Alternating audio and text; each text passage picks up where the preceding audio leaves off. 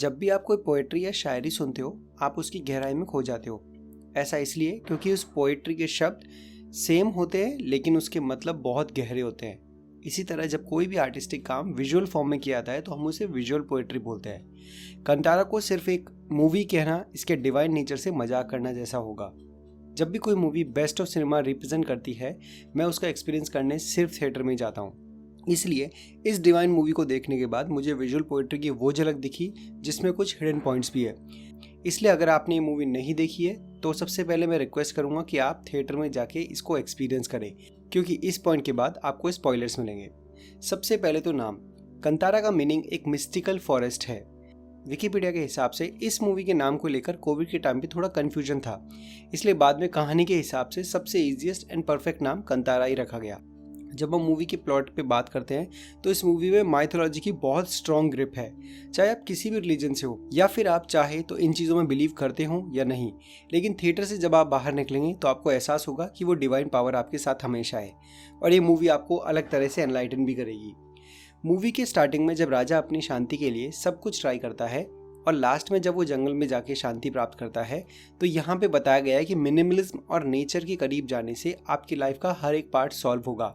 और यहाँ इतना ब्यूटीफुली पोर्ट्रे किया गया है कि बिना सेक्रीफाइस के शांति पॉसिबल ही नहीं है। लेकिन जब राजा शांति के उस सोर्स को खुद साथ ले आना चाहता है तो यहाँ से प्रॉब्लम शुरू होती है। यानी जब कोई इंसान हर चीज़ को अपना समझ के बाय एक्सचेंज या डिस्ट्रॉय करने का सोचता है तो उसे और उसकी आने वाली पीढ़ी को इसकी बहुत ज़्यादा कीमत चुकानी होती है। इस पूरी मूवी में इंसान जो खुद टेम्परेरी है वो रिसोर्स की ग्रीड में लड़ रहा है। सबको ज़्यादा की होड़ है, सबको एक डर है कि जो भी उसका है वो चला जाएगा। लेकिन इस मूवी में बार बार ये बताया गया है कि इंसान का कुछ है ही नहीं, जो भी मिला है वो सब तो एक गिफ्ट है। इस मूवी में 2 डेमिगॉड्स के बारे में बताया गया है, लॉर्ड पंजुली एंड लॉर्ड गुलिगा। जब शिवा के फादर कोला परफॉर्म कर रहे होते हैं तब गांव वाले अपनी ज़मीन वापस मांगते हैं, और जब वो देखते हैं कि गांव वाले उस इंसान के अगेंस्ट कुछ ज़्यादा नहीं बोलते हैं तो भगवान उसे उसका अंजाम बता के वहाँ से चले जाते हैं। जब शिवा उनका पीछा करता है तो सबसे पहले उस डिवाइन सर्किल को देखता है। इसी वजह से शिवा पर सबसे ज़्यादा अफेक्ट उन्हीं का रहता है। शिवा जो कि मूवी की जान है, उसे टेक्निकली भगवान शिव का रूप दिखाया गया है जो एक तरह से गाँव वालों का प्रोटेक्टर है। और जिस जगह शिवा को पता चलता है कि उसके भाई का मर्डर हुआ है उस जगह का नाम भी कैलाशा है। और जब आप उस फाइटिंग सीन को ध्यान से देखोगे तो उसके बैकग्राउंड में ट्रेंस म्यूजिक चलता है। शिवा की माँ शिवा को जंगली सुअर के शिकार करने से मना करती है क्योंकि वह वराह रूप है। वराह रूप विष्णु भगवान का वो रूप माना जाता है जिसने पृथ्वी को बचाया था। लेकिन बार बार शिवा की नींद में जो लॉर्ड आते हैं उनका मीनिंग क्या है, इसका आंसर भी बहुत इंटरेस्टिंग है। हम इंसानों में बाकी स्पीसीज के कंपेयर में सिर्फ एक ही फ़र्क है, वो है कॉन्शियसनेस का। हम सवाल पूछ भी सकते हैं और उसके जवाब ढूंढ भी सकते हैं।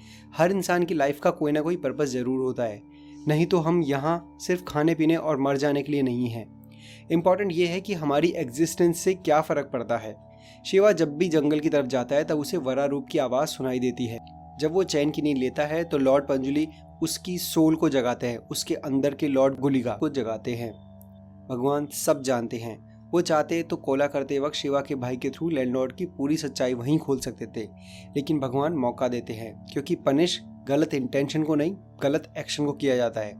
इंटेंशन चेंज भी हो सकते हैं, जैसे कि आपने वो बंदा देखा होगा जो शिवा को पकड़वाना चाहता था लेकिन लास्ट में वो शिवा को बचाता है और उसकी कीमत अपनी जान से देता है। अब बात करते हैं मूवी के सबसे इम्पॉर्टेंट कैरेक्टर मुरली की। मुरली का रोल प्ले किया है अमेजिंग कन्नड़ा एक्टर किशोर ने, जिनको आपने फैमिली मैन वेब सीरीज में पाशा के कैरेक्टर में भी देखा होगा। मुरली होती है श्री कृष्ण की और श्री कृष्ण अगेन अवतार होता है लॉर्ड विष्णु का। एक इंटरव्यू के दौरान ऋषभ शेट्टी ने कहा कि मुरली का कैरेक्टर नेचर को डिपिक्ट करता है और शिवा का कैरेक्टर डिपिक्ट करता है इंसान को। इस पूरी मूवी में एथिकल कंज्यूम पे जोर दिया गया है, मतलब अपनी ग्रीड के लिए हंटिंग, जंगलों को काटना हमेशा ही गलत है।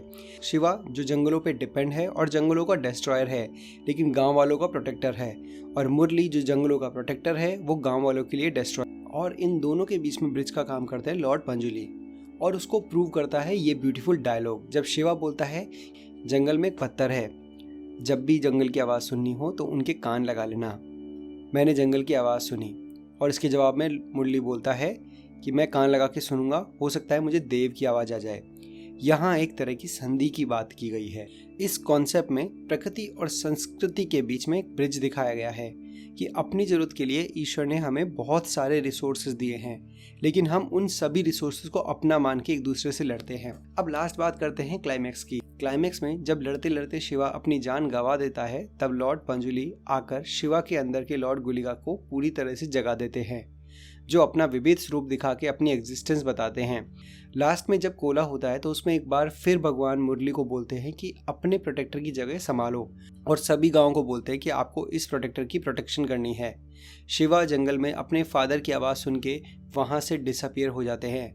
फिल्म के लास्ट सीन में शिवा के बेटे को दिखाया गया है, जिससे पता चलता है कि शिवा का अंश अभी भी गांव में लोगों के बीच में मौजूद है, और इस तरह से इस मूवी का पूरा सर्किल कंप्लीट होता है।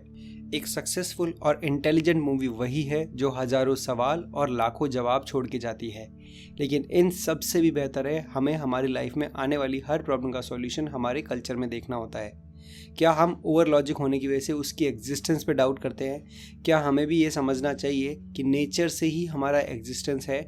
डेवलपमेंट, लालच, रिलीजन या किसी भी चीज़ के नाम पे हम अगर उसे बर्बाद कर देंगे तो हम उस डिवाइन पावर या अपने भगवान को क्या खुश कर पाएंगे जिसने हमें ये सब दिया है? इन सवालों का जवाब मैं नहीं, आप देंगे नीचे कमेंट्स में। मैं तो बस इतना ही कहना चाहूँगा, नेवर बी अशेम्ड ऑफ और वाइब्रेंट कल्चर, क्योंकि ये आपकी वो सुखद पहचान है जो आपका सम्मान भी बढ़ाएगी और आपको मंजिल तक भी पहुँचाएगी। Hi, Kantara is very well written, deep and spiritual movie है। जब भी हम स्पिरिचुअलिटी और रिलीजन की बात करते हैं तो हम इंसानों का पर्सपेक्टिव बहुत ही लिमिटेड होता है। ऐसा इसलिए क्योंकि इंसान वही देखता है जो वो देखना चाहता है। हो सकता है कि इस मूवी में मेरा एक्सपीरियंस आपके हुए एक्सपीरियंस से काफ़ी डिफरेंट हो। अगर ऐसा है तो ऐसी कोई भी डिफरेंट चीज़ आप नीचे कमेंट में लिख सकते हैं। बट अगर इस वीडियो के किसी भी पार्ट ने अगर आपके दिल को छुआ हो, so don't forget to subscribe me. मिलते हैं अगले हफ्ते।